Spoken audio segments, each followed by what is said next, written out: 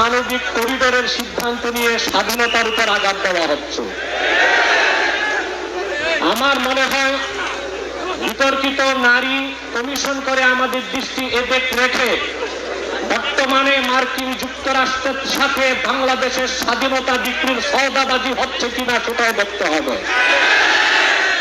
হেফাজতে ইসলাম বাংলাদেশ শুধু দাবি করবে না, সকল মাসলাকের মানুষের পূর্ণ সমর্থন হেফাজতের প্রতি আছে, কারণ হেফাজত হচ্ছে বাংলাদেশে সর্ববৃহৎ ইসলামী অরাজনৈতিক সংগঠন। আজ আমি এই জনতার পক্ষ থেকে, বাংলাদেশের কোটি কোটি মুসলমানের পক্ষ থেকে হেফাজতের সম্মানিত আমিরের কাছে বলবো, হেফাজত রাজনীতিতে যাবে না, কিন্তু রাজনীতি নিয়ন্ত্রণ করতে হবে। 53 বছরের ইতিহাস আমাদের কলঙ্কিত। আলেম ওলামা পীর মাসেক আর মাদ্রাসা ছাত্রদের পবিত্র রক্তে পা রেখে তারা ক্ষমতায় যায়, আর ক্ষমতায় যে ইসলাম ও মুসলমানকে চ্যালেঞ্জ করে। এ সুযোগ আর দেওয়া হবে না। অনতি বিলম্বে বিতর্কিত নারী কমিশনের সমস্ত প্রস্তাব বাতিল করলেই হবে না। যে নারী নামের হিজড়াগুলোই দুঃসাহস করেছে, গ্রেফতার করে তাদেরকে আইনের আওতায় আনতে হবে। আরেকটি বিষয় হচ্ছে ডক্টর ইউনূসকে বক্তব্য পরিষ্কার করতে হবে। 16 বছর ভারতীয় আধিপত্যবাদের বিরুদ্ধে আমরা রক্ত দিয়েছি। সর্বপ্রথম সকল প্রকার সেরেক কুফর রামবাম নাস্তিক আর ভারতীয় আধিপত্যবাদ ও ফ্যাসিবাদের বিরুদ্ধে রক্ত উৎসর্গ করেছে শাপলা চত্বরে হেফাজতের আলেম ওলামা কর্মীরা।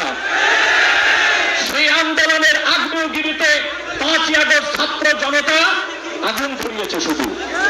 অতএব আলেম ওলামাকে বাদ দিয়ে কোনো সিদ্ধান্ত মেনে নেওয়া হবে না। ডক্টর ইউনূস সাহেব পরিষ্কার করুন, মানবিক করিডোরের নামে বাংলাদেশকে ইন্দো প্যাসিফিক অঞ্চলে যুদ্ধের দিকে ঠেলে দিবেন না। আমরা ভারতকে সাহায্য করেছি, যদি আটলান্টিকের উপর থেকে কেউ আগ্রাসন করতে আসে, বাংলাদেশের প্রত্যেকটি মাদ্রাসায় একটা ক্যান্টনমেন্ট হবে।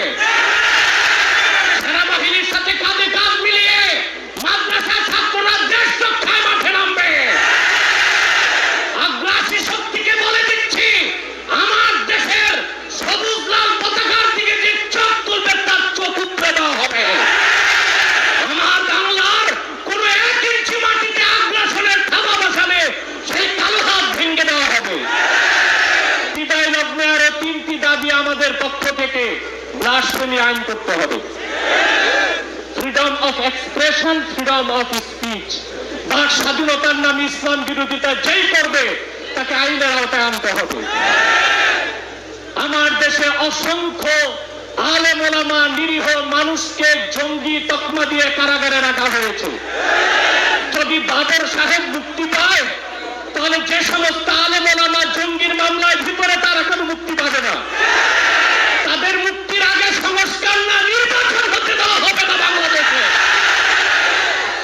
আমার 7ম দাবি, হেফাজতের পক্ষে বাংলাদেশের সমস্ত মাসলাককে এক প্ল্যাটফর্মে আনা সম্ভব একটি দাবি আদায়ের লক্ষ্যে। সেটা হচ্ছে বাংলাদেশে কাদিয়ানীদেরকে অবশ্যই অমুসলিম ঘোষণা করতে হবে। হেফাজত যদি ডাক দেয়, তাহরিকে থাকবে না বর্ষা সারা বাংলাদেশের মাসলাক আসবে। আমরা কাদিয়ানীদেরকে অমুসলিম ঘোষণার দাবি আদায়ে যদি জান ও মাল দিতে হয়, কারা কারা প্রস্তুত আছি। আখির দাওয়ানা আলহামদুলিল্লাহি রাব্বিল আলামিন। ওয়াসসালামু আলাইকুম ওয়া রাহমাতুল্লাহি তাআলা ওয়া বারাকাতুহু।